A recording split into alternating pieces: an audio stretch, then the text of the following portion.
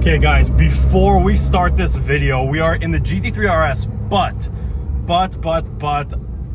there's probably going to be an absolutely insane spot coming up right now, really close to my house.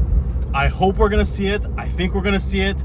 This is some old school car spotting, and let's go see potentially, I'd say, the craziest hypercar in the country. But before we get to the car that we're going to be spotting, last season we kind of ended the season at a meet at YD, and we took the GT3RS. So today there's another meet at YD, and guess what? We are back in the GT3RS, but for now I'm more focused on what we might be about to see. Okay, I see this thing coming. I can't believe I'm actually about to see this car driving in Toronto. This is probably the most excited I've ever been to see a car in Toronto. This might be spot of the year. You guys might see something up there. Okay, are you guys seeing what I'm seeing? Because I'm seeing a Bugatti Mistral, one of 99. What?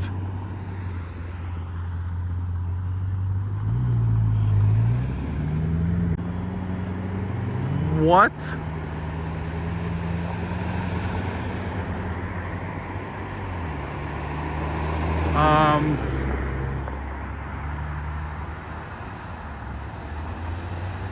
Now that was a very unexpected turn to this morning. Someone told me they saw the car driving, and I just kind of figured I could probably find a way to see it, and literally 30 seconds away from my house I saw this. Oh my god, Bugatti Mistral, one in 99, the only one in Canada right now, maybe another one or two coming, but that's like an $8-9 million car. That's absolutely wild. One of the first ones on the road, I think, anywhere. I didn't expect to see that. I'm not gonna lie, that just made my day. We are gonna go to some car meets, see some crazy cars, so it's still gonna be a good day, so stick around for the video, but didn't expect to start the video like this. Okay, so the meet starts in about 30 minutes. We're in Newmarket right now with the GT3RS. We have a few more supercars coming. One car that you could kind of consider a hypercar, but we've seen it on the channel before. We've driven on the channel before, and there's gonna be a lot of crazy cars at the meet, so let's wait for them to come. Okay, so we got the R8 V10 Spider, and not only is it a V10 Spider, hold on. What's the transmission in this car? This is a 6-speed gated. Exactly, on the V10. Gated. The only way. The only way you gotta do it. Okay, so here they are. We have Amin in the Ford GT, the carbon series. We drove this on the channel like kind of end of last season. And then we got an MC20, a Huracan, and an Aventador S Roadster. But we got the GT pulling up first.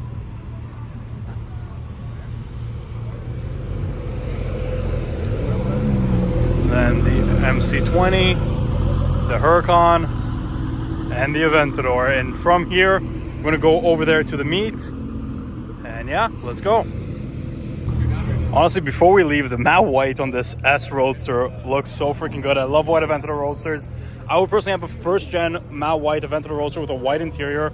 Huracan just showed up as well. Spider, waiting on a few other cars, and then we're gonna roll out. But of course, a Ford GT steals the show. The gated R8 V10, Huracan MC20. I mean, we're rolling pretty deep here, but I think the car meet is going to be even better. Okay, so we're rolling out. We got the GT behind us, the Ghost. We got everybody. We got a pretty quick drive there, but apparently it's pretty backed up. So hopefully it's not too much of a disaster to get to the meet. Right. And we are rolling in right now. To the right.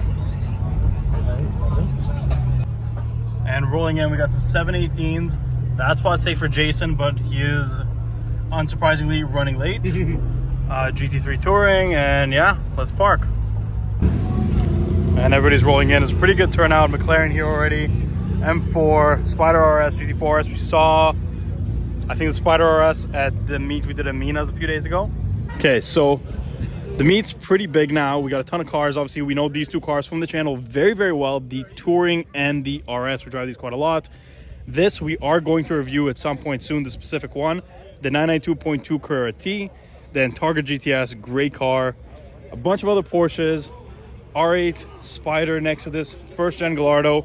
Guys, honestly, don't be too surprised if in the next few years see one of these in my garage. I love the first gen Gallardo, especially if it has the glass engine cover in the back and a gated manual shifter.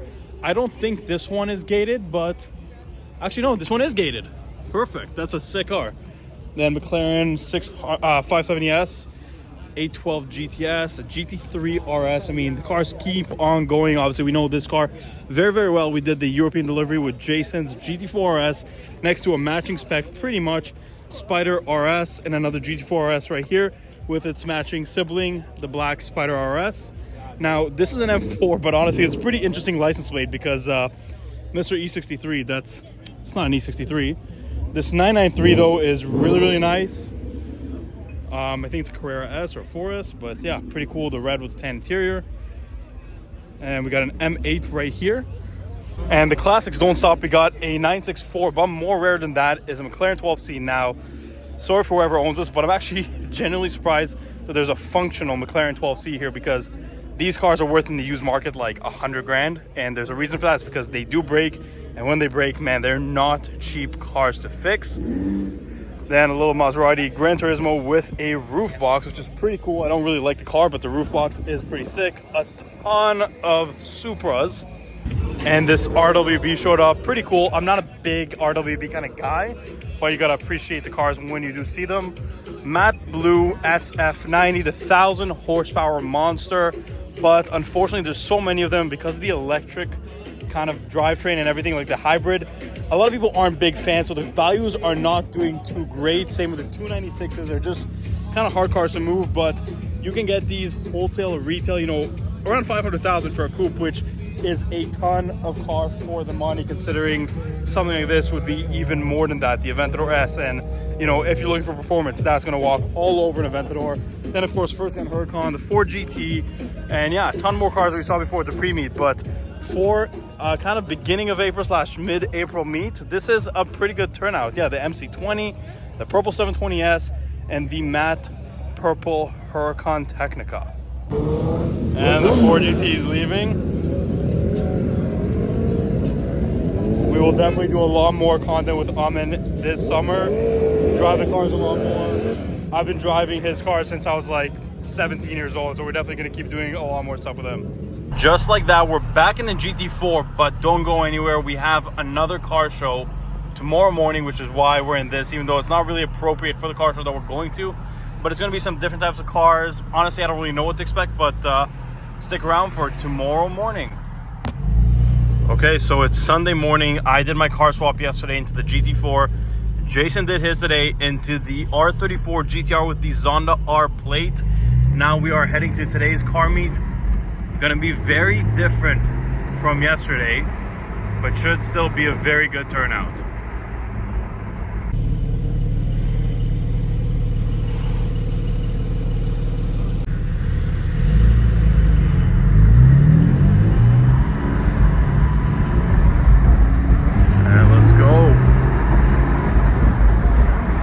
I missed these early mornings downtown with decent weather, car shows, just, you know, you get to drive around downtown before anybody really wakes up.